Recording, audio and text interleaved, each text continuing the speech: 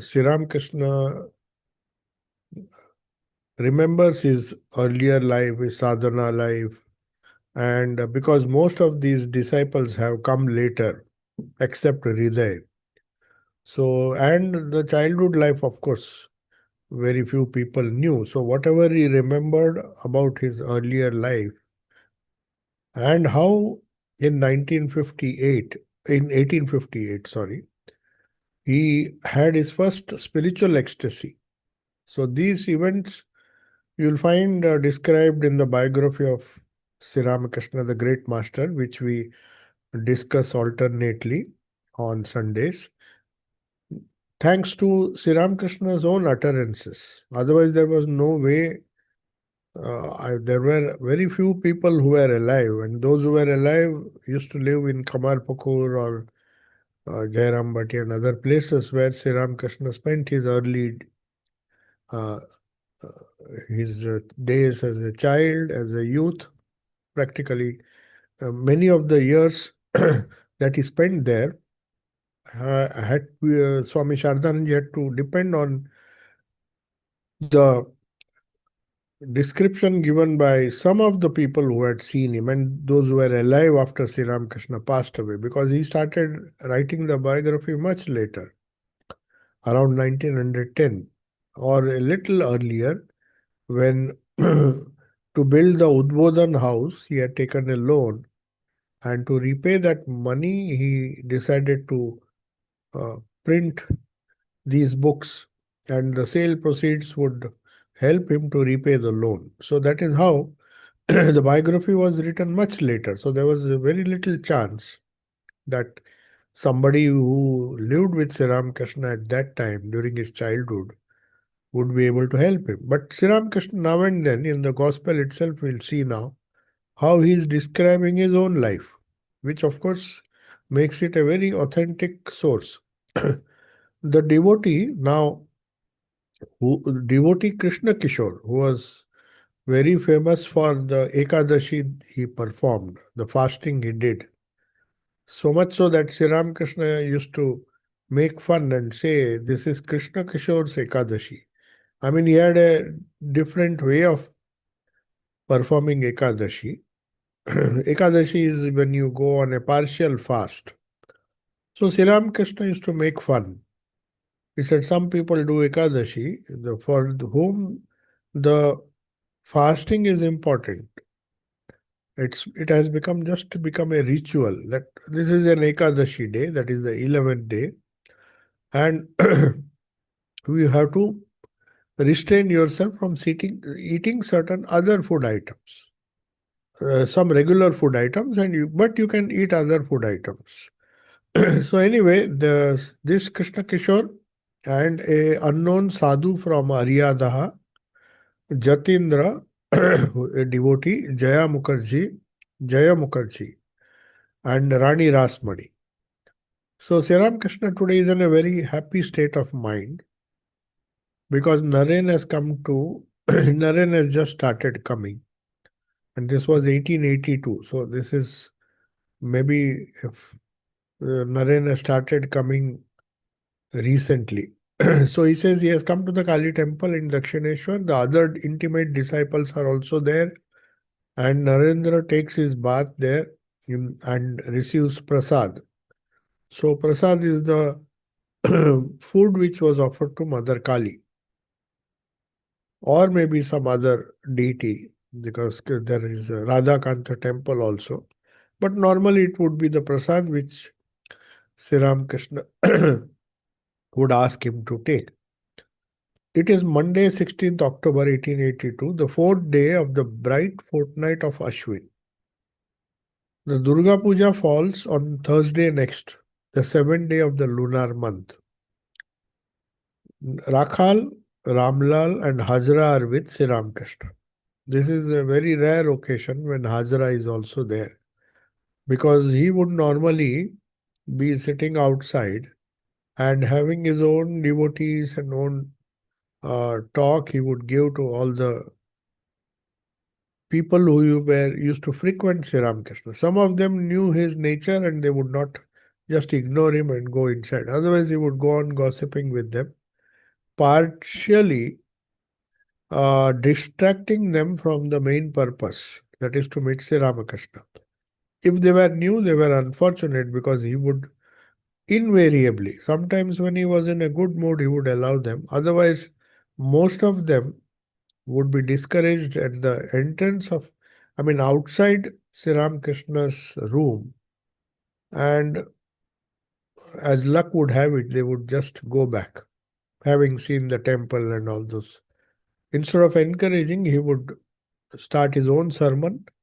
And many times Sri Ramakrishna used to get upset. But today, unfortunately, he is also inside with Rakal, Ramlal, and Hajra. And Narendra is also there, mainly because of Narendra, who considered Hajra to be a friend. Though because of his funny ways or maybe crooked ways, others did not like him. But somehow Naren was very kind to him.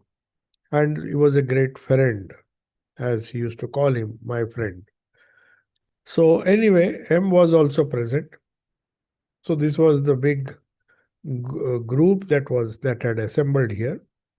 And Narendra had taken his meal with Sri Ramakrishna. After the meal, Sri Ramakrishna asks for a bedding to be spread on the floor of his room. Normally there would be a mat, but that day, because someone special has come, the devotees, particularly Narendra, will rest there. A mat of superior quality is spread out with a quilt and a pillow over it. Like a child, Sri Ramakrishna sits near Narendra on the bedspread. Turning towards him joyfully, talks with the devotees, particularly Narendra. There is a radiant smile on his face. During the conversation, he tells them incidents of his life and his high spiritual state at that time. Sri Ramakrishna to Narendra and others. After this spiritual state of mind, he is explaining what he saw. That is the first spiritual state that he had. After this spiritual state of mind, I only long to hear about the Lord. Now, in another place, Sri Ramakrishna speaks of the 6 chakras. When you are focusing on the heart chakra, you are where you are supposed to meditate or begin your meditation. And slowly hope that the Kundalini rises to the Agnya chakra, that is the throat chakra as it is known.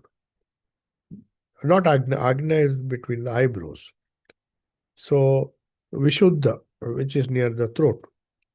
And when it reaches the throat, Sri Ramakrishna himself says in another place, you feel like only talking about the Lord. Any other talk makes you, any other talk other than spiritual talks, apart from a few jokes here and there, it is fine. But even they were tainted with or tinted with the spiritual values and other things, making some fun.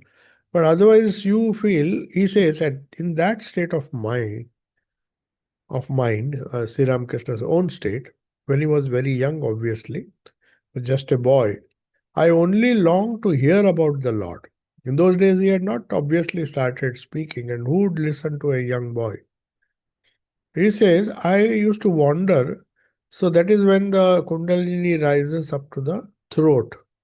So you feel like speaking about the Lord, you feel like hearing about the Lord. Any other talk makes you upset. So he says he used to wander about, trying to find out where Bhagavata, Adhyatma Ramayana, or Mahabharata was being read. You see, in those days, the village people, though they were illiterate, they very often did not go to school. But these Kathakars, who used to travel from village to village, they used to, throughout the year, there would be some recitation of the Bhagavata, some explanation. So you really did not need to read these books. They were explained to you in beautiful language, sometimes with lot of songs and poetry. And all they expected, the people who recited these, the Bauls and all the other different saints who passed by that place, all they needed was a little food and perhaps a little shelter, which the village people used to very gladly do because of the wonderful contribution they made. So he knew that somewhere or the other, maybe in a nearby village, some katha would be arranged and it would spread, the word would spread very fast. And the host often used to uh, give food to all the people who had assembled for the katha. So he used to go to Krishna Kishore of Aryadha. Aryadha is a little away from Kamarpukur, to listen to the recitation of the Adhyatma Ramayana. That's a very difficult text. It is full of Advaitic thoughts. It is Ramayana, the inner meaning or the spiritual import of Ramayana. Ramayana, if you just read Valmiki's Ramayana, there are so many Ramayanas. Yoga Vashishta Ramayana, which explains Ramayana and all the incidents, including the exploits of Rama, as relevant to a yogi. So, Yoga Vashishta. So, of course, that is also full of Advaitic thoughts. It's not a devotional text. Whereas if you read Tulsi Ramayana, which would be full of devotion, Tulsidas was has shown all the characters, the same characters of the Valmiki's Ramayana. He has converted them or rewritten the whole Ramayana so that most of them are in some way or the other devotees. Apart from being a brother, Bharata is also a devotee. Apart from being his servant or his sevak, Hanuman also is a devotee. So the devotional aspect of the relationship of the different characters with Rama is highlighted in Tulsi Ramayana. So Adhyatma Ramayana is something which tries to find out what was the inner spiritual import or meaning of Rama's life and his message, which would point to certain ideas about Advaita. So it was a full Advaitic text. And if you remember, this was the only text that Sri Ramakrishna used to allow only Narendra to read this. When others came, like Rakhal and others who were full of devotional temperament, he used to hide this book. Naren, of course, was in those days not very much interested in Adhyatma Ramayana. But Sri Ramakrishna and Ashtavakra Gita, there were some other books also he used to ask him to read. But the idea was that he should be imbued with those ideas. And when he refused, he said, at least read it for me, for my sake. You may not like it, you may not appreciate it now. But that is how he used to make Sri Ramakrishna read. Sri Ramakrishna used to make Swami Vivekananda read these books. Then he says, what faith Krishna Kishore had.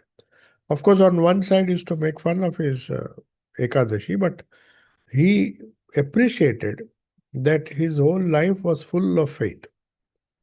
And he had faith in the name of the Lord to redeem you, to give salvation to you. Once, when he was in Vrindavan, so he felt the name of the Lord has such a great purifying effect that any caste rules, restrictions could be simply ignored if you repeat the name of the Lord. So in those days, if you remember, people of higher castes would not drink water from a lower caste man or woman, especially if that well belonged to them. They had specific wells. That was the social condition in those days.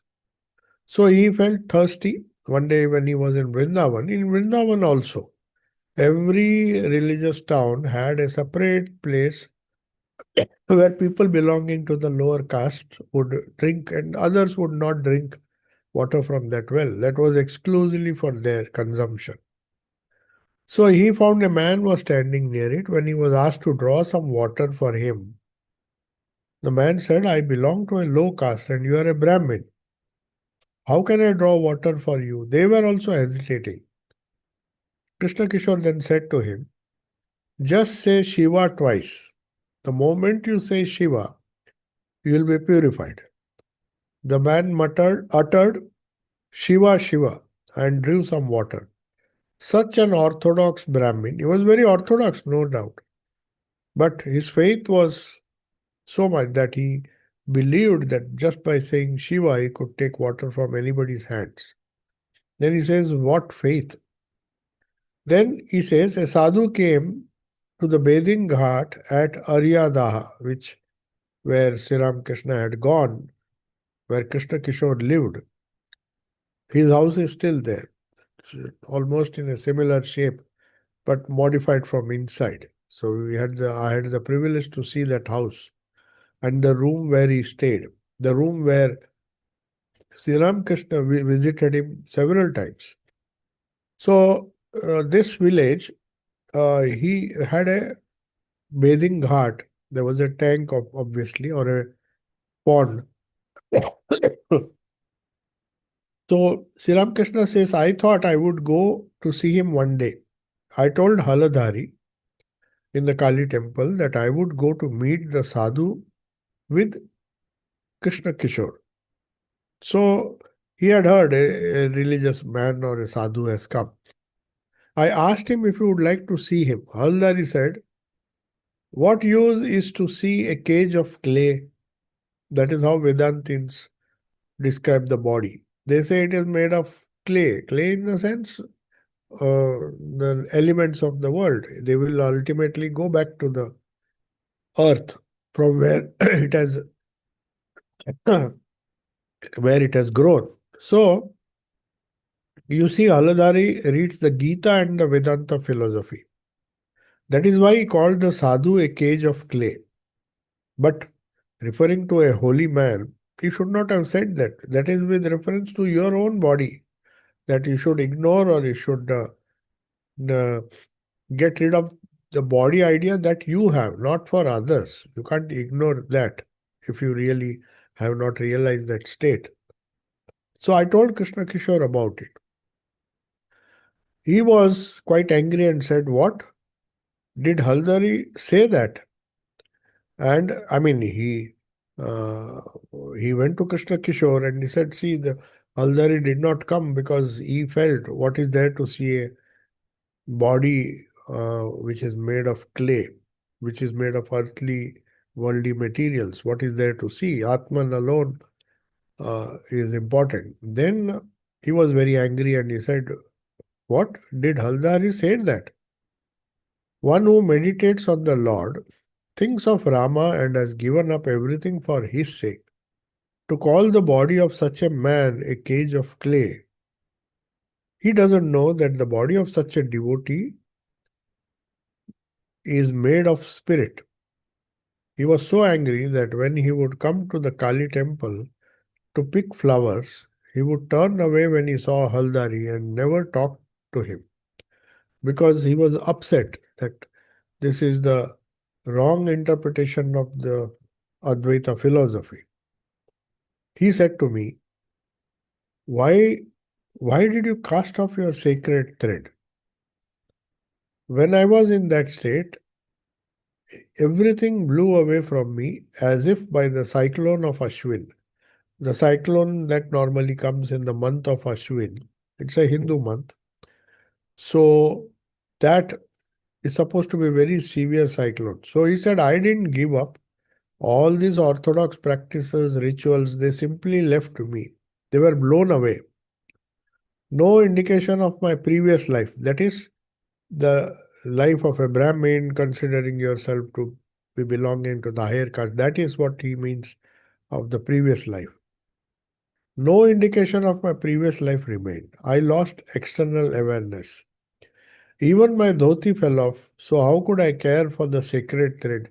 What he wanted to say was I was in that high state for such a long time, I mean, after his Advaitic sadhana, that he felt that all these things, Brahmin and all, they belong to the body, even the cloth that he was wearing. So he said, I was least in a different state of mind that how could I care for my sacred thread when I could not care for my own cloth? I said to him, if you once experience that kind of madness for Lord, you will understand. And this is what happened.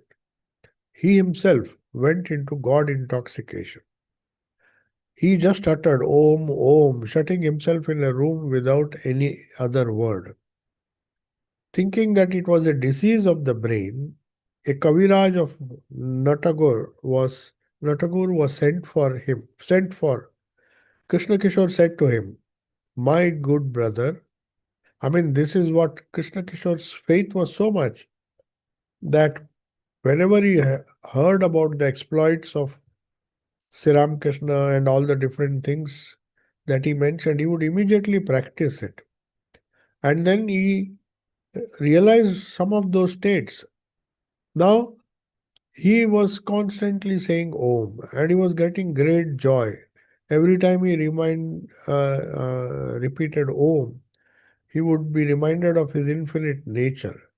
So, what appeared to be madness to the other people, for him it was he was actually enjoying the ecstatic state of that highest bliss, which he was realizing his identity with Om.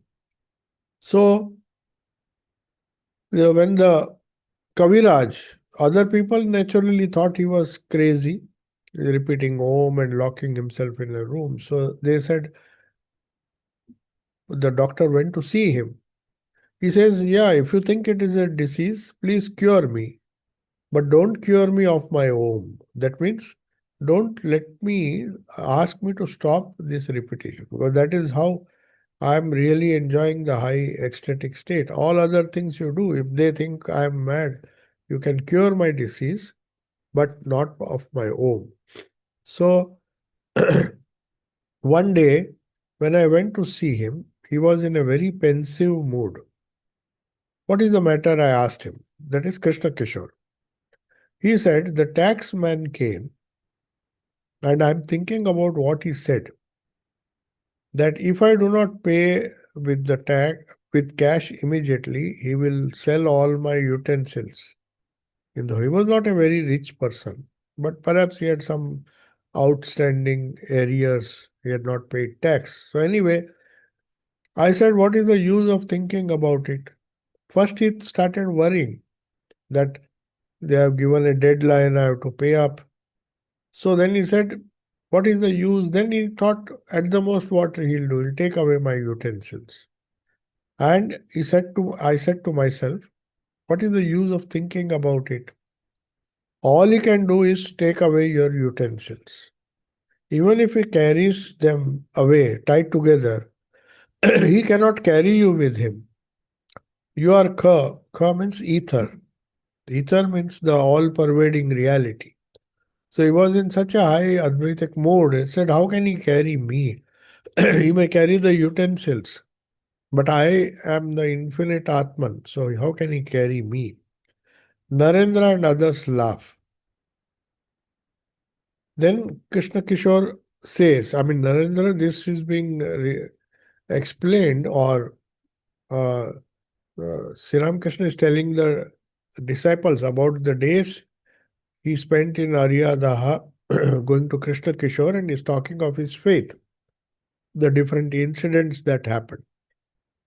Then Krishna Kishore says that he is like ether. You see, he studies the Adhyatma Ramayana. I used to joke with him, sometimes calling him Kha. Kha means ether. So that is how they describe the five elements. So Akasha, Prithvi, water, Vayu, that is air, and there is an ether. So ether is the state after which you merge in the infinite. So you have to give up the elements, liquid, solid, then gaseous, and then slowly go to the ethereal level, which is the inner content of all the substances. So he says, if you so Thakur is to make fun and say, "You are Kha. If you are Kha, then why are you worried? The taxman will not be able to carry you away." So during ecstasy, I would tell the truth to everybody. I did not care about one's position and was not afraid of men of power. That is, Sri Ramakrishna is telling that in that state, no matter who came to him, whether it is Mathur Babu or even Rani Rasmani, he would just speak out the truth. Otherwise, he would be conscious whom he is talking to and adjust his words accordingly. Of course, he would not speak an untruth to praise somebody, but he would refrain from speaking lest it hurt the people who came. But when he was in that state, the higher state, where he saw the unified vision of the Atman or the highest realization, that time he didn't care. Whoever came, he just spoke his what he felt. One day, he says Jatindra came to Jadu Mallik's garden. Jadu Mallik, who used to stay in Dakshineshwar, very near. So Jatindra came to Jadu Mallik's garden. I was there. I asked him, what is man's duty? Isn't it to meditate on God? Jatindra said to me, we are worldly people. Is there salvation for us too? Even King Yudhishthira had to visit hell. So there is an incident that Yudhishthira never did anything, any adharma. The only time he was made to speak, I mean, it was not a lie, but Krishna created such a situation that he had to utter a lie. They say the incident goes like this. Dronacharya was the guru of both Pandavas and Kauravas, was on Duryodhana's side. So naturally, as a guru, he would defeat everyone, including the Pandavas. And the Pandavas were also unable to defeat him. So Krishna thought of an idea. He knew whatever be his prowess, if you say he was so attached to his son, so Ashwathama, that if you say Ashwathama has died somewhere, because it was a big battlefield, people never knew who's dying where. So you have to believe if somebody says, they used to be normally truthful. So they thought the only way is to make him withdraw from the battle out of sorrow. So they had to give the news of his son's death, which had not happened. So Krishna went to the extent of killing an elephant whose name was Ashwathama. There were many elephants, had different names. One of them was called Ashwathama. So they somehow managed to kill that elephant and then told Yudhishthira, now you say loudly because he will depend on you. He knows you won't speak an untruth, even if you are promised the whole three worlds.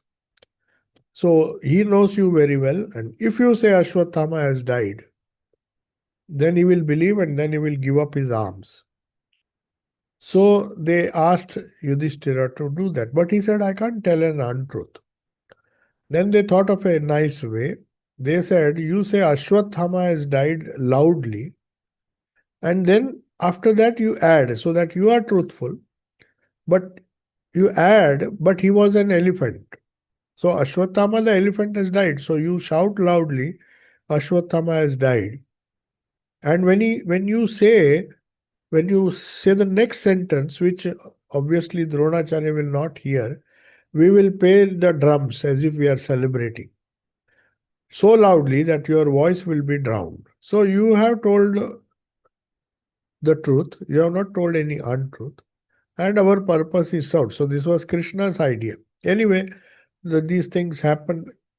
Krishna, the whole Mahabharata is full of such incidents. So anyway, Yudhishthira, they say, because even though he had not intended to tell this lie, he told the truth, but because it was concealed, it was a very clever way of telling an untruth and getting away with it, looking like truth. He had to suffer, they say, he had to visit hell for a brief moment before going to Swarga.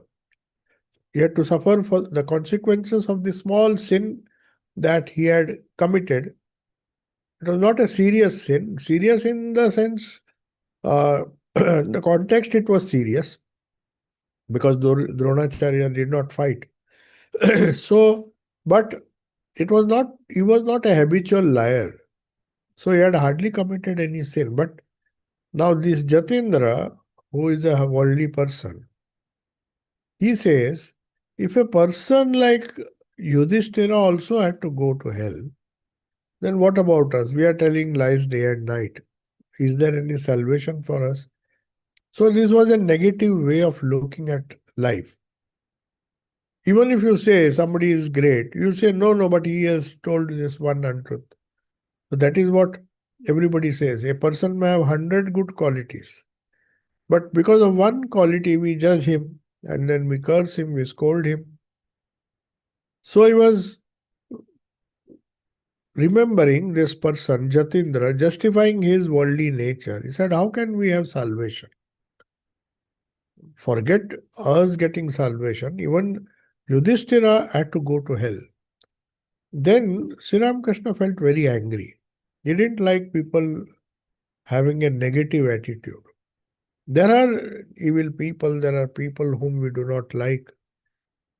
There may be so many incidents. Then you don't quote the weakness of a great person.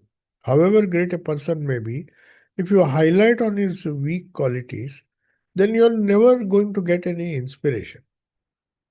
So Sri Ramakrishna gets terribly angry and then says, what kind of man are you? You only remember Yudhishthira's visit to hell and you forget his entire life of truthfulness, his readiness to pardon, his forbearance, his discrimination, dispassion, and love for the Lord.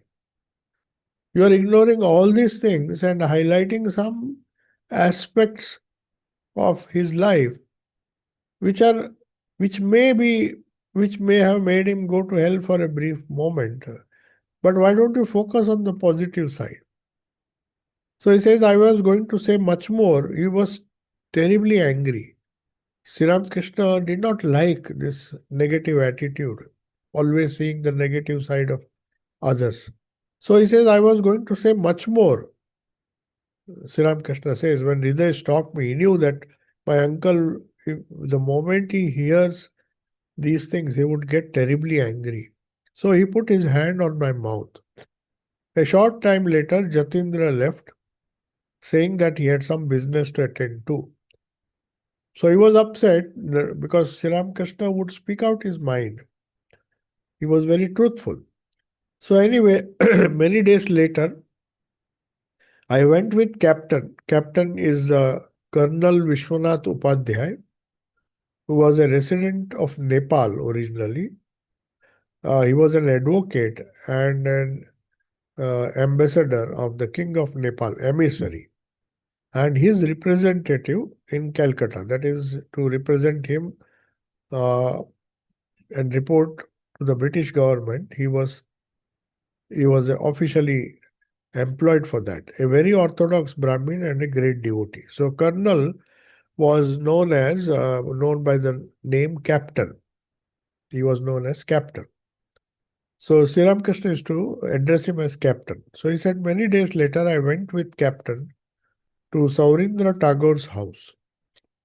Saurindra Tagore obviously is a relative of the Tagore, Rabindranath and the Tagore family who were very rich. So seeing him, I said, I cannot, he was in that mood. He's giving examples. When he was in a high spiritual mood, he used to just not realize or not bother about the consequences of what he said. So he said, seeing him, I said, I cannot call you a Raja. Normally, when people address such rich people, they used to call him Raja Saurindranath Tagore. Though he may not have been a king, but that is how you address. So he said, I cannot call you a Raja or anything like that because it would be a lie.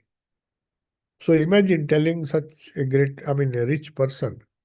He talked with me for a while. Then Western visitors began to arrive. He is a man of Rajasic nature. He keeps himself busy with so many things. Word of my visit was sent to Jatindra, so he wanted to go and meet him once. But he sent a message that he had a sore throat and he was not able to meet Sri Ramakrishna. Obviously, he didn't like the frankness with which Sri Ramakrishna addressed him. In the same state of God intoxication, I saw Jaya Mukherjee one day at Baranagar Ghat, which is a ghat means a steps leading to the river or the river Ganga near Baranagar. So he was performing japa, but his mind was elsewhere. He was sitting on a ghat, obviously was having a beads or something.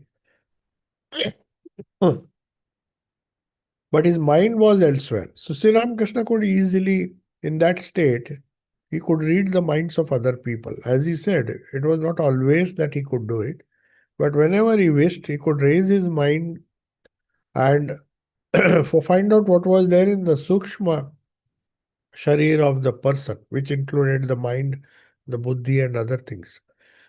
So he saw that his mind was somewhere else, though he was physically doing japa. So he approached him and gave him two slaps. If you remember, he did the same thing to Rani Rasmani. So he's referring to that. One day, Rasmani came to the Kali temple. She used to come for worship and would ask me to sing a song or two. That's this particular day I was singing, and when I noticed that she was sorting flowers, but her mind was elsewhere. She was obviously used to do some duties, sort all the good flowers to be offered, and she used to do it with a lot of devotion. But that day, her mind was elsewhere. I at once slapped her twice. Then she sat there anxiously and confused with her hands folded. She repented, but others thought that hitting, uh, she was thinking of some matters, some worldly matters, though she was sorting the flowers for the Divine Mother. So, this was what used to happen to Sri Ramakrishna when he was in that state. Brother said, what kind of temperament have you developed these days? Seeing all this behavior, slapping people, Haldari asked, what was I to do? Oh, this is Haldari asked. When Haldari asked, why have you developed this attitude? You are going on shouting at people because it was not his nature to see others' faults. But he could not help it. He could see it as clear as daylight that these people are hypocritical. So he automatically, without intention, he used to go and slap them. Then Haldari asked him, why have you developed this type of temperament? People will get irritated.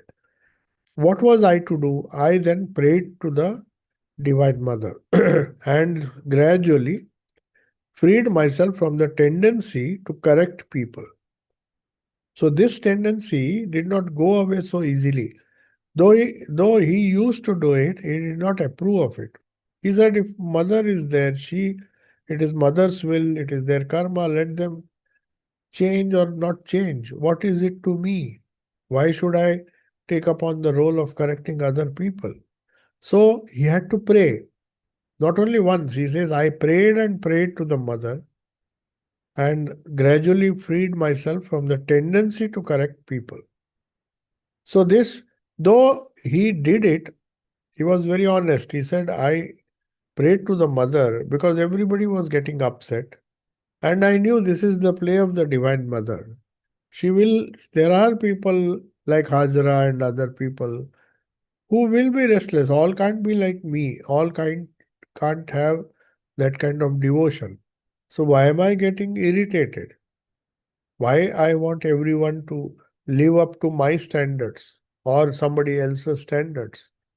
They will do what their samskaras force them to do. So to get that liberal attitude of not correcting, of removing the tendency to correct other people, he says, I prayed and prayed to the mother. Then he gives many other examples. I had been to Kashi, I saw this place, the very house, a very old dilapidated structure.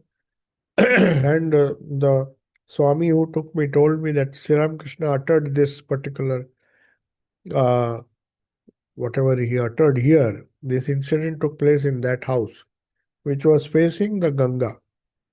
There are so many ghats, Manikarnika Ghat and all the Harishchandra Ghat. There's so many ghats where they burn the dead bodies.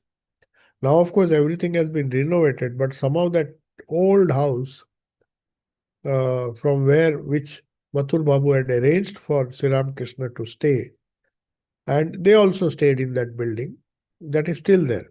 That house may not be in the same shape, but it's more or less there. So he went on pilgrimage in 1868. So he's telling of those days. Sri Krishna weeps on hearing worldly talk in Kashi. He says, when I was in that state, means the state which made him do all these strange things. Not strange, made him do things like slapping Rani Rasmani and others. So when I was in that state, I liked to hear nothing but talk of the Lord. He's repeating that. This was the state, as I said, is to say that when the Kundalini rises up to the throat level, you always feel like talking of the Lord or hearing about the Lord. If I heard worldly talk, I would sit silently and weep because he had told the Divine Mother that don't make me react, otherwise, I'll make many people upset. He would read the minds of everyone. So there was hardly anyone who would live up to his standard. So that doesn't mean you have to go and slap everyone. So what else he could do? He would look, he said, I would sit silently, but still he felt that these things should not be done. He didn't understand why these people talk about worldly things in a holy place. So if I heard worldly talk in that state, otherwise he would not bother. He even allowed Hajra to stay in Dakshineshwar when he prayed to the mother to remove him, but when she did not remove him, he said, okay, you are part of the whole drama. So you stay, you do your job, I will do my job. But here he was speaking of a different state of mind when he used to get upset. So what else he could do? He could silently sit and weep. Mathur Babu had taken me with him on a pilgrimage. He was a rich man, he had taken me on pilgrimage. We stayed for many days in Raja Babu's house in Kashi. That is the house which I referred to. It is still there. One day I was sitting with Mathur Babu in the drawing room. Raja Babu was also there with his men. I noticed that they were talking about worldly things. So much money was lost, and so on. I began to weep. Mother, where have you brought me? I was so well off in Rani Rasmani's temple in my room that I should hear of lust and greed even in these holy places like Kashi. There in Dakshineshwar, at least I did not have to listen to such worldly talk. You have brought me to a holy place, but you see, even here, these people are talking of money and all the worldly things. Sri Ramakrishna now asks his devotees were there listening to all these reminiscences of Sri Ramakrishna to take some rest. And he himself lies down on the smaller cot. There used to be two cots, one which used at night with a mosquito curtain, but there was another smaller cot where he used to sit and talk to these disciples. But he had on that day laid out a special carpet and some mattress for Narendra and others to sit. So he asked them to take rest on whatever he had spread, and he himself took some rest on the smaller cot. Now it is afternoon. After some rest, Narendra is singing. Obviously, whenever he came, Thakur used to ask him to sing. Rakhal M, that is, M was Narendra's Brahmo friend. Oh no, Narendra's Brahmo friend was another person. Rakhal was there, M was there. Narendra's Brahmo friend, Priya and Hazra are also there. Narendra sings a devotional song to the accompaniment of Mridanga drum. As you might have noticed that this was not a song, Brahmo song. Because of his training, most of the songs he knew were Brahmo songs. But after Sri Ramakrishna requested him, when he first heard him, Mana Chalo Nija Niketane and all those songs, which are not devotional songs as such. They are songs, they speak of a very high philosophy. They speak of renunciation, they speak of many spiritual things, but not exactly worshipping the formless God, for God with form. So songs on Mother Kali, songs on Hari, that is Krishna. So Naren had to make some effort to learn these songs because he knew Sri Ramakrishna would like him to sing these songs on God with form, not the formless gods, formless aspect of God which Brahmos used to sing. They used to sing about nature, they used to sing about the mind and how the need for spiritual practice and all without referring to a God with form. But he has learnt a few songs. Uh, See, this is 16th October 1882. We know that he met him sometime early that year. So now he knows that he has to learn, or he has already learned quite a few songs because he was a great musician. He sings a beautiful song, Meditate upon Hari, O mind. He is the essence of consciousness. He is free from all impurity.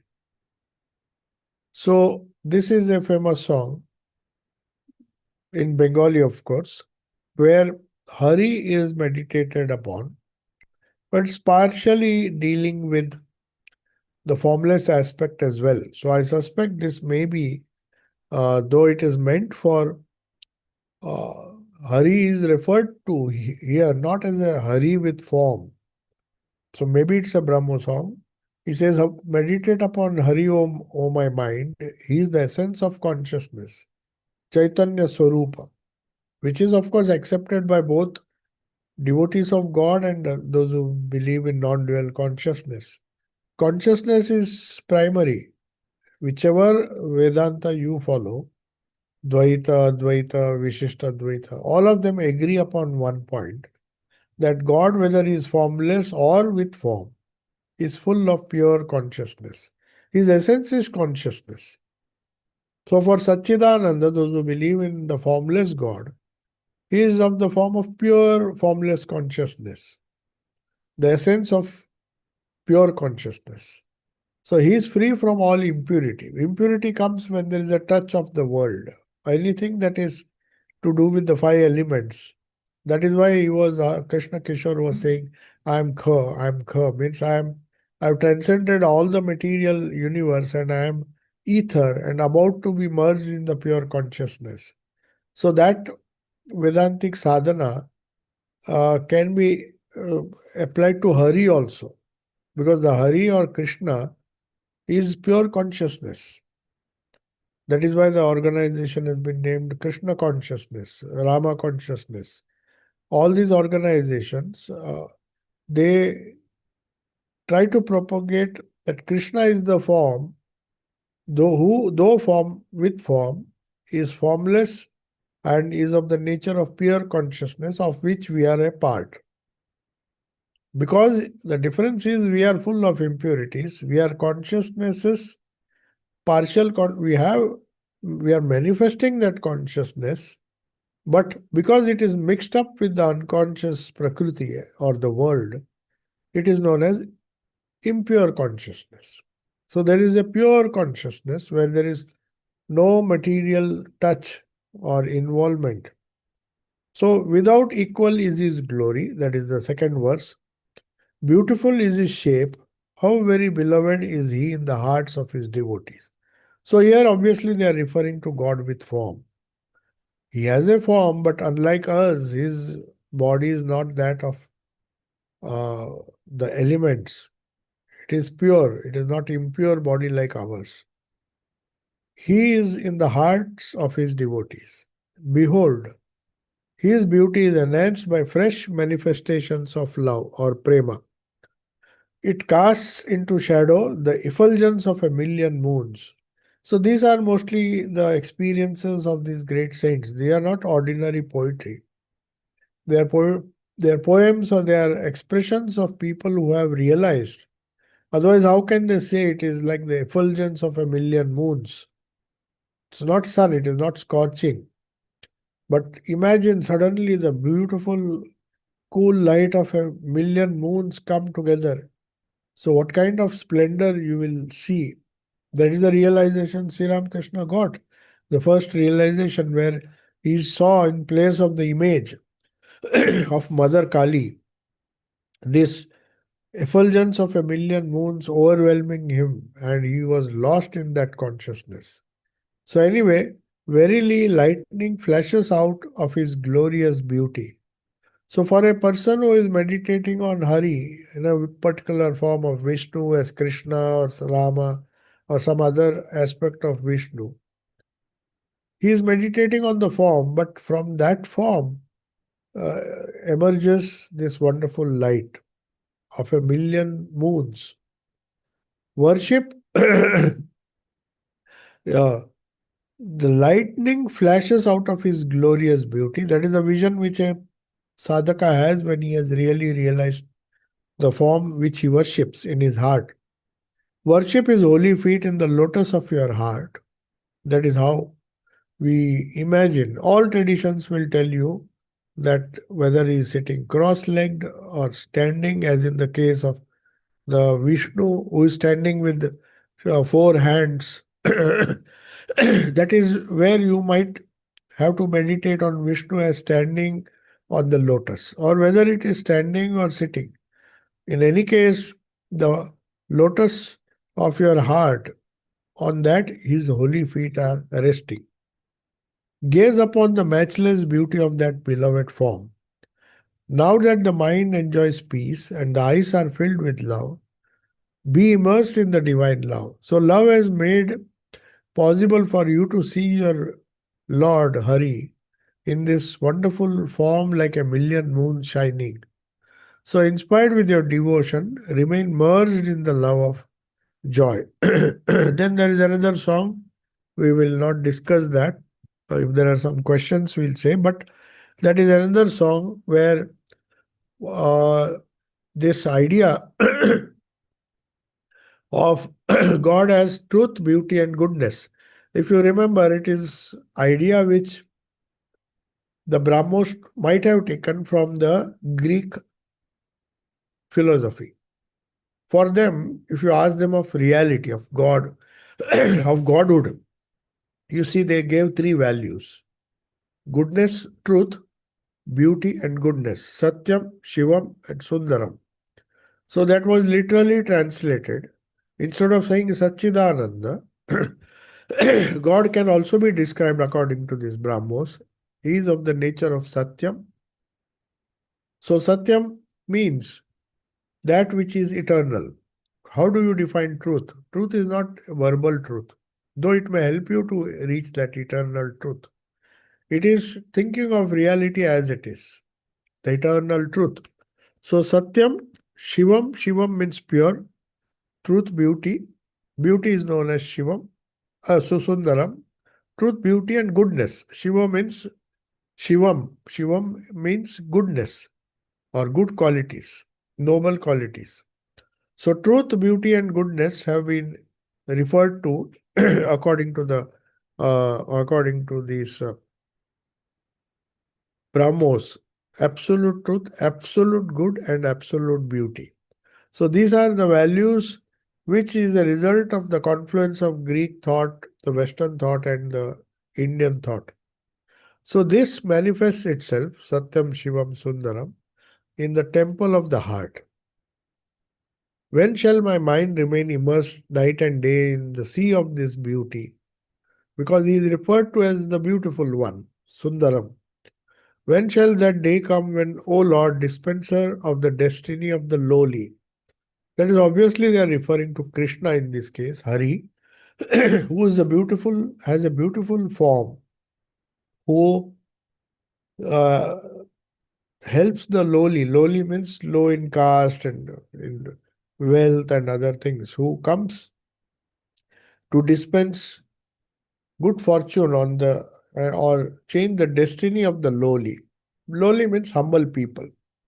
So humility is something which is emphasized so much in the songs of Hari. You can approach truth, beauty, and goodness or Satchidananda in this lovely form if your mind is free from ego.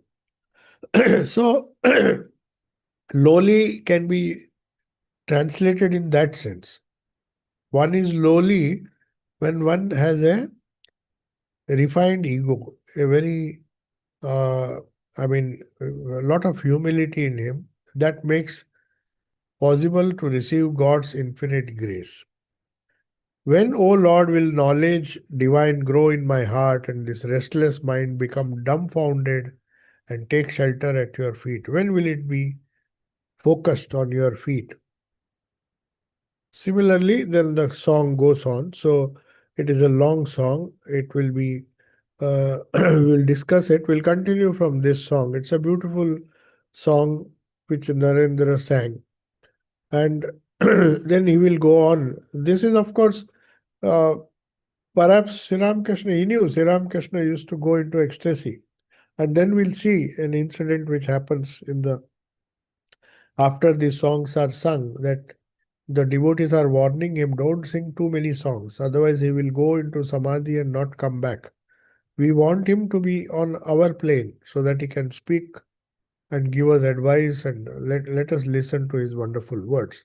So we'll conclude now. If there are questions, you can ask. So you just wait. We can wait for him. You can just see the YouTube also if there are some. Yeah. Yes. Huh? Ether.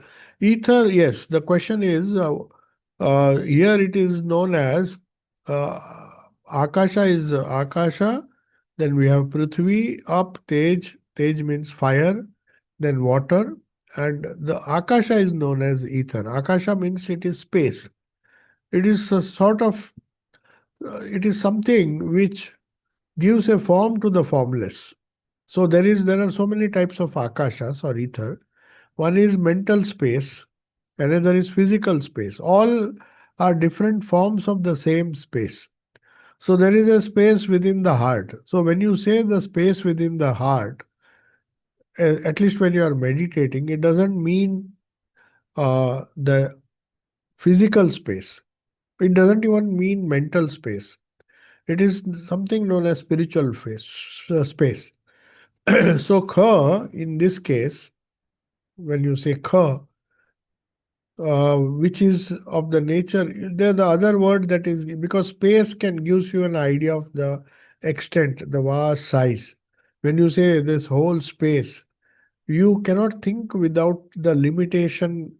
Say you say the space inside this room or hall. So it is a limited space. You get some idea of limitation. To remove that, it is not referred to as just space. Akasha is not exactly space. It means the infinite expanse of ether. Ether means the all pervading reality, which can assume the form of Chidakasha. It can mean the infinite consciousness. It can also mean the consciousness, infinite consciousness of the mind, the cosmic mind, that is known as uh, Chit Akasha, or not Chidakasha. Chidakasha is consciousness. Then you have mental Akasha, and then you have the physical Akasha. Physical Akasha means the space that you see, maybe which you can visualize as the sky, okay, the space between the sun and the moon, or the space occupied by the galaxy. Though it is infinite in nature, some kind of uh, finitude can be ascribed to that. So that is Akasha. So it is difficult to explain it in. Ether is the nearest word which has been used in modern philosophy. Ether. It was used in those days, but it can be translated as space. Akash. That's the idea. Yeah, puja, akasha is worship. There are different symbols, different materials with which you worship the five elements. We have these five elements: ether, then we have air, vayu, which is not akasha. You see, air may be there here, air may be outside, air may be all expansive. Similarly, all the molecules and all the solid items you will find scattered throughout the universe. All liquid molecules, they are also, that is Prithvi, up means water. So they have just trying to, at a graded level, understand what this solid merges into liquid, liquid merges into gaseous or vayu, and then fire, which can be called as the fourth state of plasma, which modern physics speaks about. And when you go further, when there is none of these materials, they are either they go merge into a black hole or something, then you have this idea of akasha. So five elements in puja, we the flower which we wave in front of the god, of the deity, represents his akasha tattva. Similarly, the sandalwood paste represents the prithvi, the solid things. So all the solids have been represented by the sandal paste, because no matter how much you rub it, you will get increasing solidity. It will be very liquid to begin with, but when you go on brushing or go on so, using that sandalwood, scrubbing it, you will get more and more solid things. So from liquid, the solid is built up slowly. And from solid, of course, solid melts into liquid, liquid melts into gaseous form. That is how they say the Pancha Tattvas are recollected, trying to tell ourselves that we are not the solid, we are not the liquid, which is which constitutes our body. We are not even the gaseous form that is also part of our body and the universe. So we rise slowly to the level of ether. That is why they say you have to use the flower comes last if you see. And the chamara also is there. There's so many interpretations of these five tattvas. Actually, you are worshipping the five tattvas. Gradually, puja means gradually taking the mind from the gross to the subtle. So that is the idea. Chamara, it's Vayu, then Akasha is flower. That is how the different sequence is there in Arti. Any? Yeah. Sharon is pronounced Maharaj about the great master. In the description of Sri Ramakrishna's parents' extraordinary spirituality, it is surprising and paradox that they had any carnal identity causing children to be born before and after Thakur's birth. Yeah.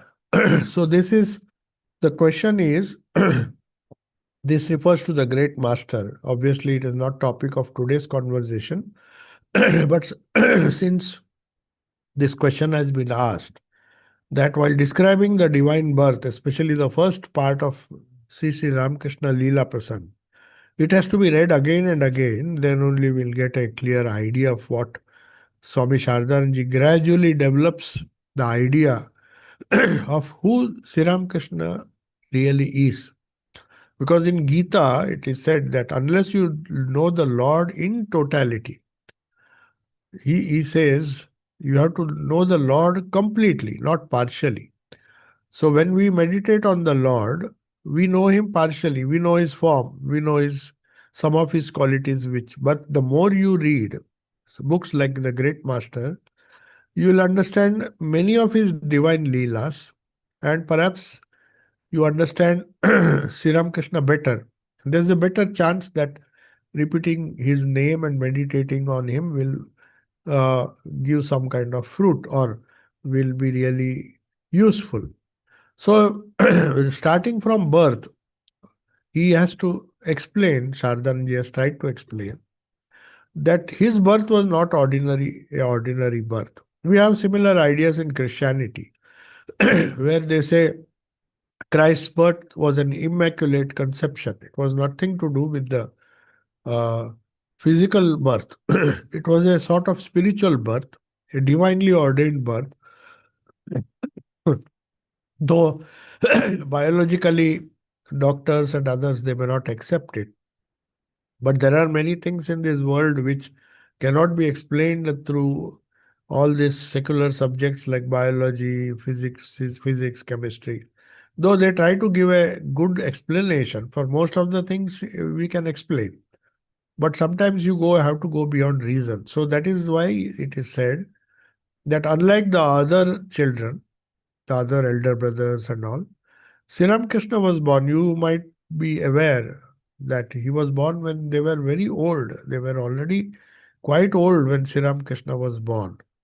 So naturally, uh, the idea is that he was in a divine state. He in fact had a vision of Gadadhar. So also his wife. They were not. They He had gone for a long pilgrimage, not like these days when you just take a train or something. He had to walk a lot to reach Gaya, where he performed the rituals for his ancestors. And here the mother had a vision that a child will be born, a vision where she saw Shiva, the bright light of Shiva, entering her womb. So, these divine birth of these great prophets, these incarnations, they are beyond all explanations. So, we cannot possibly think of a biological reason. That would be a very trivial explanation of his birth. Just as many people, if they go try to find out a biological reason for the immaculate conception of Jesus, they'll never do it. So they have to accept the fact that this was a divine birth. So that is how uh, before and after they had that kind of mentality. Otherwise, Sri Ramakrishna would not have been born in that family. Why did Sri Ramakrishna choose to be born? One is, as the great master mentions, his father and also his mother. They were absolutely guileless and simple people, very truthful people. Not only that, they were uh, so devoted to their Ishta, and more that these things were confirmed when they had visions of Vishnu, who said, "I'll be born in your family," and that also that too at that advanced stage. And he also prays to Vishnu. He said, "I am such a poor man. If the Lord comes, I can't look after him. If you come, Lord, the Lord said, Vishnu of Gaya told him, don't worry, I'll make all arrangements. You don't have to worry. So that is how these things are to be understood. Yes, so the question is more about Thakur's parents procreating other children when they lived at a certain spiritual level, apparently without Yes, any body consciousness. yes, yes, yes. So through grace, these things happen.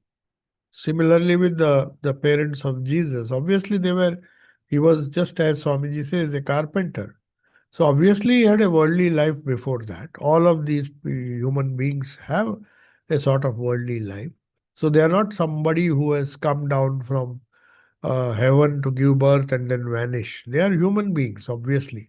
So the previous life, if you see, they will have carnal inclinations and they will be just like other human beings.